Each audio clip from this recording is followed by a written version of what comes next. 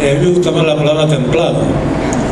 Hay una cosa que decía Manuel Azaña, al que efectivamente, como dice Noé, he leído con mucha atención y que incluso aparece en algún momento de la novela como personaje. Azaña dice en un momento dado en sus diarios, dice una cosa que a mí me impresionó siempre. Dice: quise imaginar un patriotismo basado en las zonas templadas del espíritu, ¿no? Es decir, un patriotismo no de la efervescencia, sino de la templanza, ¿no? Y a mí esa idea me gusta mucho, porque tiene que ver con esa república perdida, esa república que hay que entender no como un régimen político concreto que sucede entre 1931 y 1936, sino como un sueño en parte español y en parte universal muy anterior. Un sueño que la República encarna de una manera casi accidental, pero que viene mucho más atrás.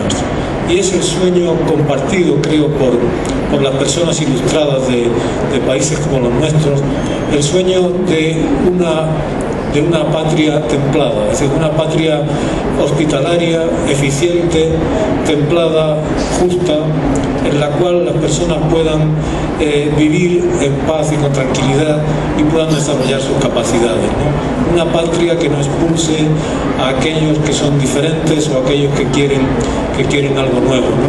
El protagonista de mi novela pertenece a una generación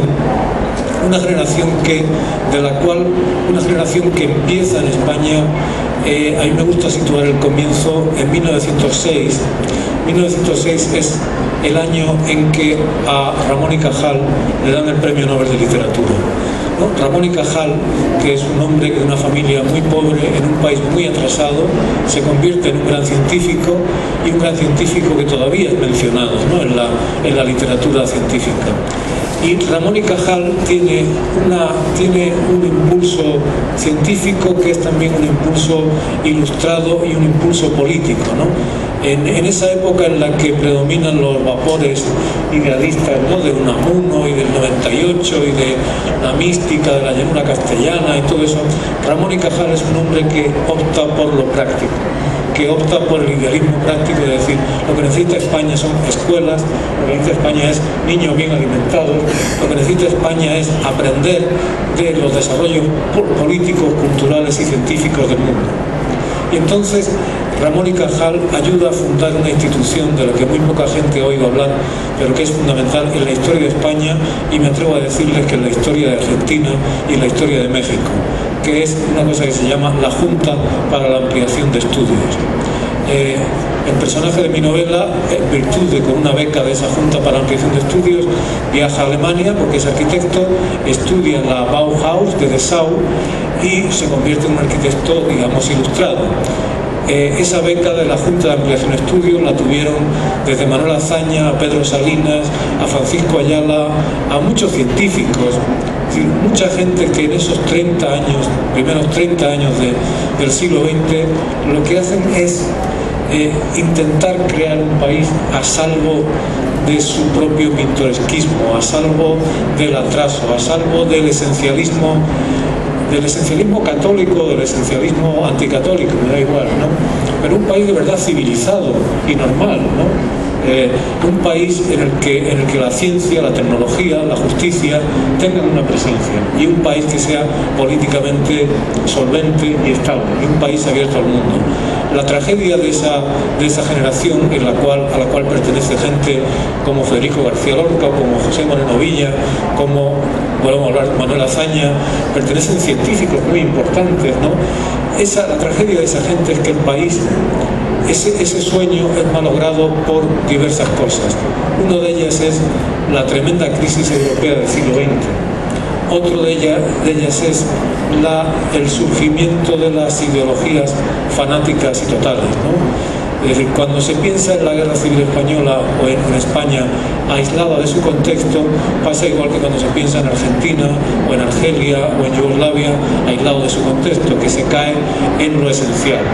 en el excepcionalismo, ¿no? Entonces, lo que ocurre en España no es una cosa marcada por el destino, ni una cosa que proceda genéticamente de una supuesta alma española que nos lleve a la tiranía o que nos lleve al oscurantismo. Lo que ocurre en España es la confluencia de circunstancias históricas terribles, en las cuales las personas, los seres humanos, se ven arrastrados como en un tsunami, ¿no? Entonces, en medio de esto, la novela es un arte que sirve muy bien para contar el entrecruzarse de los destinos personales con los hechos históricos, ¿no? Desde el Quijote, cuando el Quijote, en la segunda parte del Quijote, hay un momento en que Don Quijote va a Cataluña y se encuentra con un bosque lleno de ahorcados, que son bandoleros ahorcados, ¿no? Y llega a Barcelona y ve unas naves, unos barcos turcos que participan en una batalla, ¿no? Una batalla naval. Eso es una manera de hacer que la novela se mezcle con la vida, con la historia del presente. Y eso ocurre desde en Guerra y Paz, a La Cartuja de Parma, a La Educación Sentimental, a tantas historias en las cuales se ve cómo los destinos personales se entrecruzan con circunstancias históricas generalmente desastrosas. En la nota que había hecho hablamos de Faulkner, que también el eco de una guerra antigua también. Exactamente. Pero claro, todo eso está visto, ¿sabes?, desde la perspectiva de un nieto. Es decir, Noé llegó a España cuando yo estaba dando mis primeros pasos. Noé tiene la edad que tenía mi padre, que en paz descanse. Mi padre y mis padres pertenecen a la generación que eran niños en la guerra y que padecieron la frustración radical de toda esperanza de progreso, ¿no? Mis abuelos, la generación de mis abuelos, son los que lucharon en la guerra, y era esa generación a la que yo escuchaba cuando era niño hablar, ¿no? Y lo que hablaban, ellos no hablaban, algunos de ellos habían ido a la guerra, y habían ido como van a la guerra los pobres, los campesinos, habían ido de carne de cañón, ¿no? Y habían ido de carne de cañón obligatoria. Cuando se habla de las guerras y de la guerra civil española, se habla como de un enfrentamiento entre el bien y el mal, un enfrentamiento de dos visiones del mundo radicales, pero generalmente es un enfrentamiento entre soldados que están enfrentándose porque no tienen más remedio, porque les ha tocado estar en un determinado sitio. Yo recuerdo cuando yo era niño, oía a los mayores continuamente hablar, y esas historias que oía me alimentaron, y como yo le contaba a Diego, en el caso de Faulkner, me han dado para crear personajes desde que empecé a escribir, ¿no? Y lo que esas personas mayores contaban no tenía nada de épica, lo que tenía era mucho de absurdo, y tenía mucho de la idiotez profunda, de la profunda imbecilidad de las circunstancias históricas, ¿no? Es decir, recuerdo siempre a mi abuelo paterno, que era un hombre de pocas palabras, que decía algo que decían muchas de aquellas personas que pasaron toda la guerra y que eran campesinos a los cuales las circunstancias arrojaron fuera de sus casas, campesinos que perdieron la oportunidad de una política social que les había dado mejores tierras, que le había dado regadíos, que había permitido que sus hijos, es decir, mis padres, mi padre y mi madre, hubieran tenido estudios, esas cosas así de prácticas, ¿no? Y entonces mi abuelo siempre decía una cosa, que decía: yo nunca disparé con los ojos abiertos. Y eso se lo he oído a muchas personas mayores de esa época. Nunca dispararon con los ojos abiertos. Decían, nosotros, si el que había enfrente era como yo, no me había hecho nada. Cuando ustedes sabrán que en la guerra española, por el azar de la división del país, había una zona en la cual había tabaco, que era la zona franquista, y una zona en la cual abundaba el papel, que era la zona republicana. Entonces los franquistas tenían tabaco, pero no tenían papel para liarlo, y los republicanos tenían papel en abundancia, pero no tenían tabaco que liar. Entonces, cuando había un alto el fuego, y a espaldas de los dirigentes políticos, de los comisarios políticos y los militares profesionales, lo que hacían los soldados es que se intercambiaban tabaco por papel, ¿no? Entonces, a mí esa conciencia de ese mundo perdido, para mí ha sido siempre muy importante, ¿sabes? Y también quiero añadir lo de la referencia a la mujer, a las mujeres. Efectivamente, la República está representada como una bella señorita, ¿no? El protagonista de mi novela es un hombre progresista español de los años 30 que tiene unas ideas muy avanzadas, pero las ideas avanzadas tienen la siguiente característica, que en muchos casos no se llevan a la vida práctica, ¿no? Hay un personaje de Dickens que dice Dickens que practica la filantropía telescópica, ¿no? Es decir, que aman mucho a la gente a una cierta distancia, pero que en la distancia corta son unos canallas, ¿no? Entonces, el contraste entre las ideologías, entre lo que dicen las ideologías y lo que se hace en la vida práctica, el lugar donde ese contraste tiene una fuerza más intensa, es decir, como el lugar de la fricción máxima es el lugar del espacio privado y de la relación entre los hombres y las mujeres. Entonces, muchos hombres, estos hombres avanzados de los años 30, que creían en el comunismo y creían en la libertad, cuando volvían a su casa querían que su señor les tuviera preparado la comida, ¿no?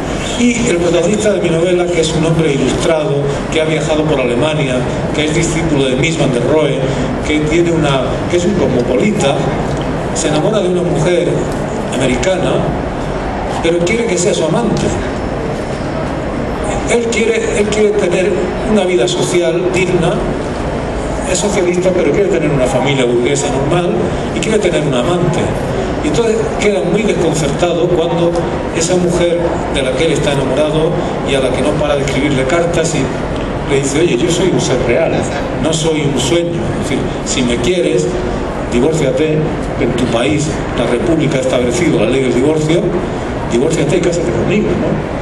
Entonces, esos eran los ejes fundamentales de el tener una protagonista femenina que fuera americana.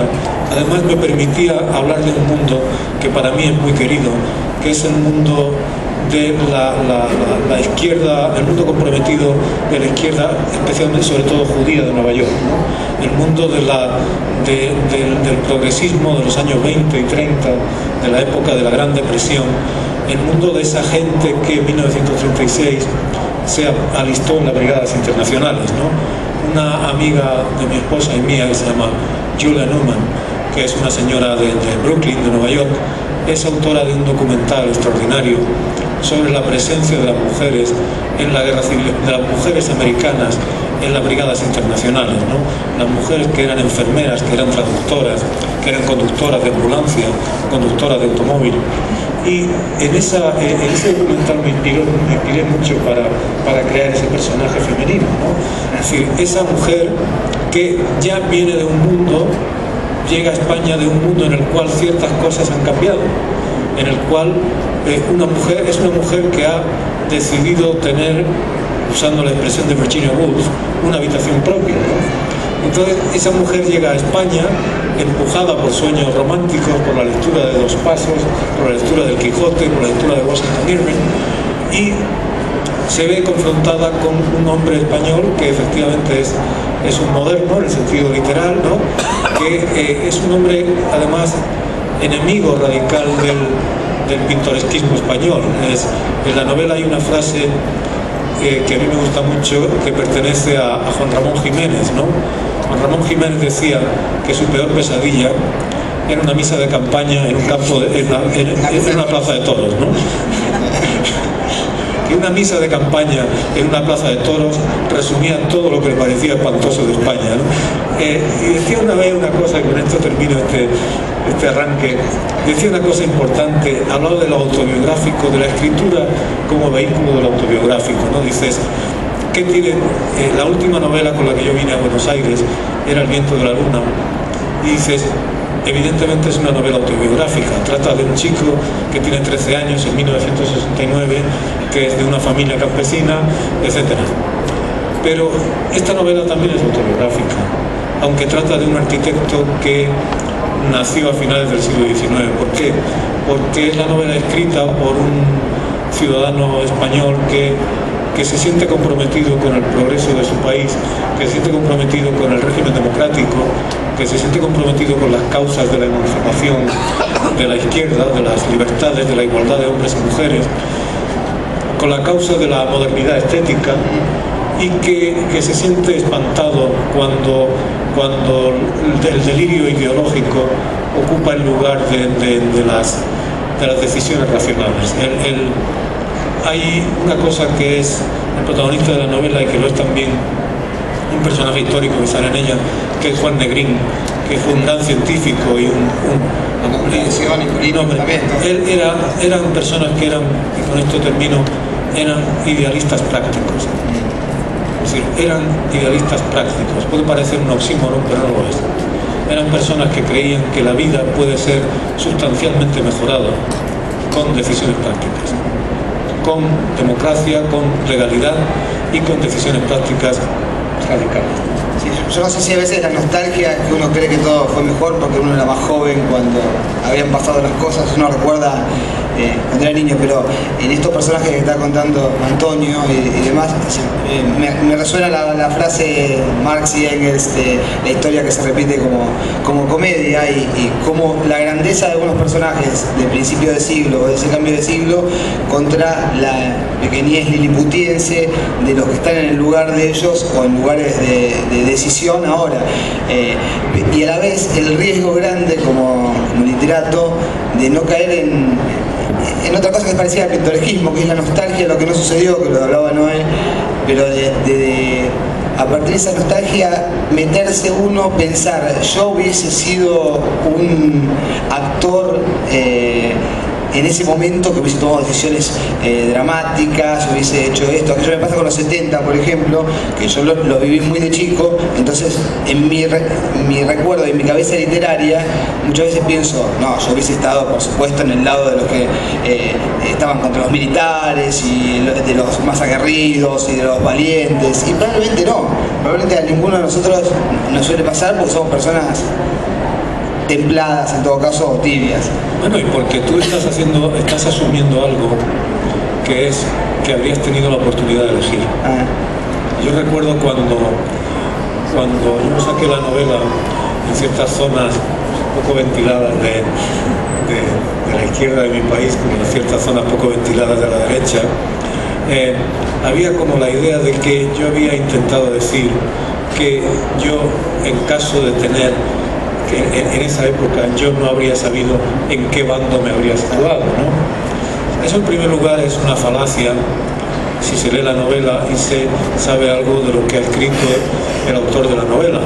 Pero aparte de ser una falacia, también es asumir a posteriori, es un acto de arrogancia. ¿A quién le ha sido permitido elegir? Es decir, entre todas las personas que en medio de estas situaciones históricas se encuentran, ¿quiénes eligen? ¿En qué medida eligen? Es decir, la vanguardia, claro, que llevan nada más. Bueno, uno ve una bola, nosotros todos tenemos una bola de cristal estupenda que sirve muy bien para pronosticar el pasado, ¿no? Es perfecto, el pasado se ve con una nitidez, se puede predecir con una nitidez extraordinaria. Fíjense si se puede predecir que nunca ha habido más antifranquistas en España que ahora mismo, cosa que es llamativa, ¿no? Porque algunos de nosotros vivimos en el franquismo, tenemos recuerdos y sabemos que los antifranquistas durante el franquismo eran bastante pocos, pero su número empezó a crecer a raíz de la muerte de Franco, ¿no? Quizás si la cosa hubiera estado más equilibrada habría durado menos la dictadura, ¿no? Pero efectivamente el número de antifranquistas no para de crecer, ¿no? Parece que estamos siempre a punto de derribar a Franco, medio siglo después casi, ¿no? Quiero decir, esa arrogancia de decir, yo habría estado, ¿tú qué sabías? ¿Qué sabemos nadie en primer lugar? ¿Qué sabemos nadie en primer lugar? Y en segundo lugar, ¿qué sabemos si nos habría sido permitido elegir? Porque el 90% de las personas que se han visto sumergidas en esas circunstancias no pudieron elegir. Es decir, el pobre Federico García Lorca no pudo elegir, no le dieron la menor oportunidad. El pobre eligió volver a Granada, espantado ante lo que estaba ocurriendo. El 13 de julio tomó un tren en Madrid y volvió a Granada. Y retrospectivamente la estación de Mediodía se llenó de personas que habían ido a despedirlo y a decirle que no se marchara. Yo recuerdo al pintor y poeta Eugenio Granell, que estuvo exiliado mucho tiempo estuvo en la República Dominicana, tuvo una vida muy, muy viajera y había sido trotskista durante la guerra, ¿no? Y era muy gracioso. Y decía, yo soy una de las pocas personas de mi generación que no fue amigo íntimo de Federico García Lorca. Yo soy uno de los pocos que no fueron a la estación esa noche que él se marchaba a decirle, Federico, no te vayas, por favor, Federico, no te vayas a Granada, que te van a matar, ¿no? Quiero decir que la mayor parte de las personas, voy a poner otro ejemplo, los hermanos Machado, Antonio y Manuel Machado, ¿no? Don Antonio Machado y su hermano Manuel, gran poeta. Sabemos el chiste que hizo Borges sobre, ¿no? Cuando le preguntaron qué le parece Antonio Machado, el hermano de Manuel, dice, Manuel Machado tenía un hermano, ¿no? Una butad que... cosas peores de sábado, decía, así que... Claro, se puede amar, como en mi caso se puede amar a Borges tan intensamente como Antonio Machado. Bien, quería decir, Antonio Machado en el verano de 1936 está en Madrid. Entonces, cuando se produce la fractura de la división del país en dos zonas, Antonio Machado está en el lado de la República, que es el que le corresponde. Pero su hermano Manuel había ido a Burgos a visitar a una hermana monja. Y estaba en Burgos, y ahí se quedó. Y Manuel Machado se pasó la guerra escribiendo poemas en celebración de Franco. Si le hubiera tocado en la zona republicana, habría escrito poemas en celebración de la República. ¿Y soy yo quién para juzgarlo? 70 años después, desde nuestra comodidad, decimos, hombre, yo habría tomado el partido de verdad, no me habría comprometido con nada, habría sido, en mi elección, habría sido perfecto, ¿no?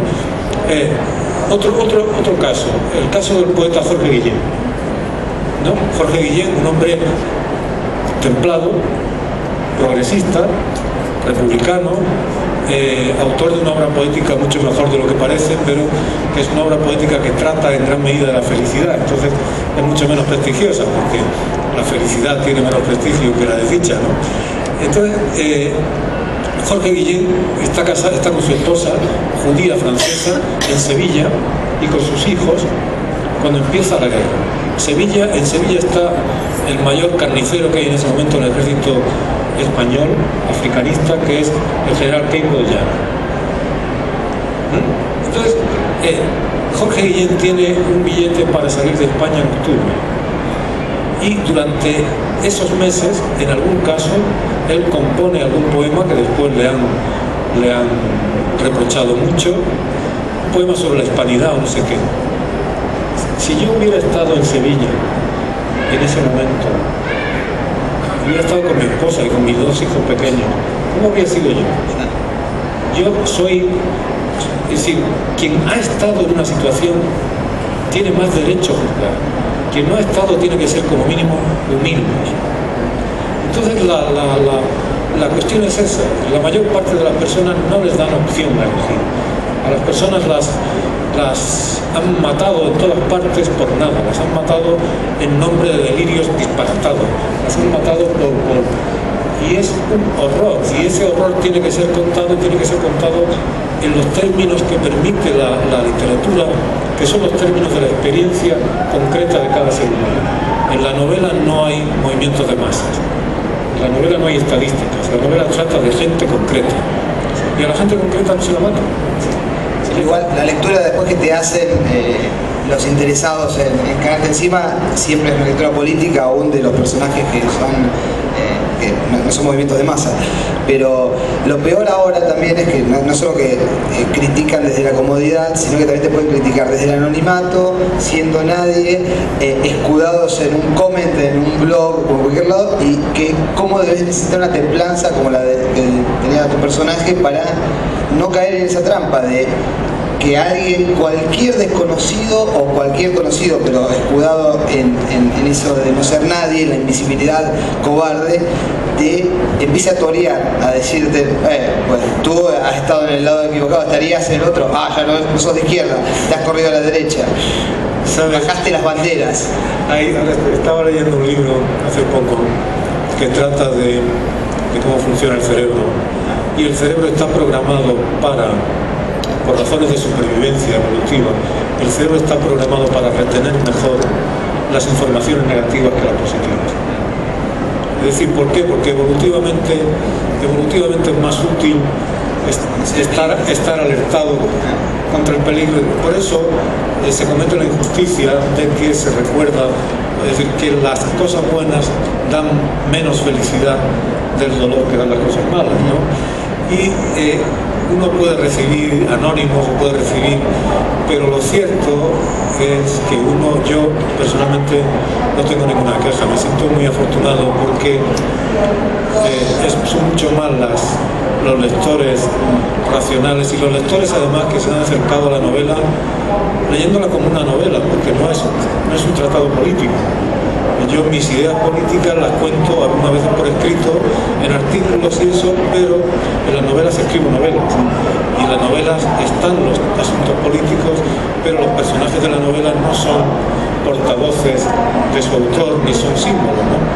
Así que yo no me quejo, ¿sabes?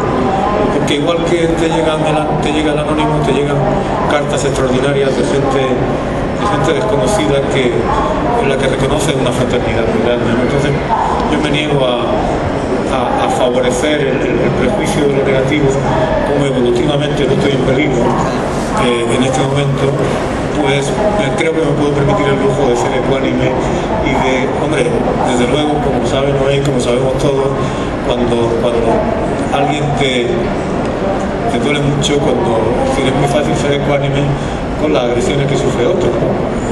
Como cuando te dice, hombre, fíjate, no tenías que responder a eso, ¿para qué? Siempre los insultos que recibe otro son menos graves, ¿no?, que los que recibe uno, ¿no? Pero ¿qué vamos a hacer? Eso es así, ¿no? Ese problema de tomar un partido, decisión, en la Argentina está resuelto. En todos los cafés de Buenos Aires o del país hay gente que dice, si yo fuera presidente los mato a todos. Moreno Villa, fíjate Noel, que Moreno Villa escribió en junio de 1936 un artículo que se titulaba exactamente "A todos esos los mataba yo". Y era un artículo satirizando con espanto la tendencia a la incontinencia verbal, al radicalismo verbal, que es muy de nuestros países, ¿no? Es la idea de que da igual decir lo que sea, ¿no?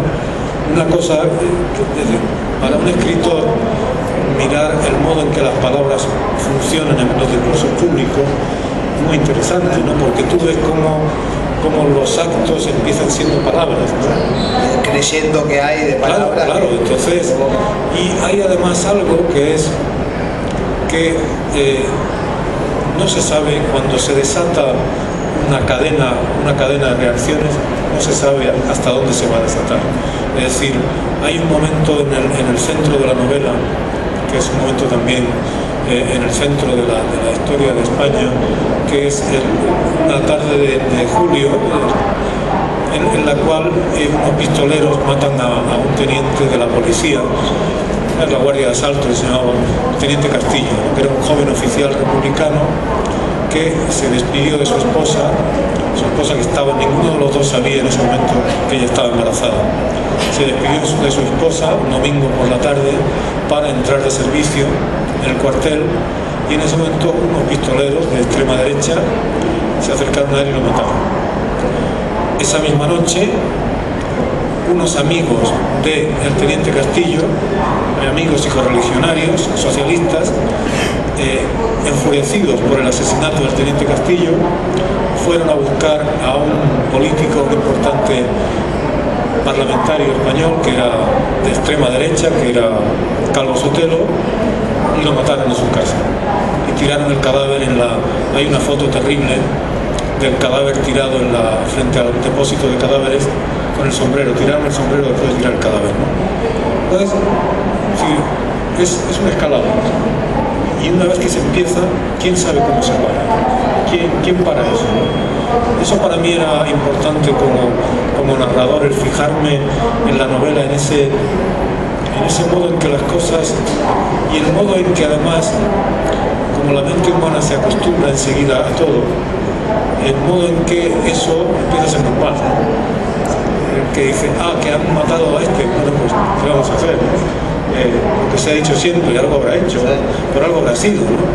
Yo tengo amigos que vivían en la antigua Yugoslavia y todos me dicen que nadie pensaba que pudiera pasar nada en Yugoslavia, ¿sabes? Nadie lo pensaba, hasta que empezó a pasar. Y empezó a pasar entonces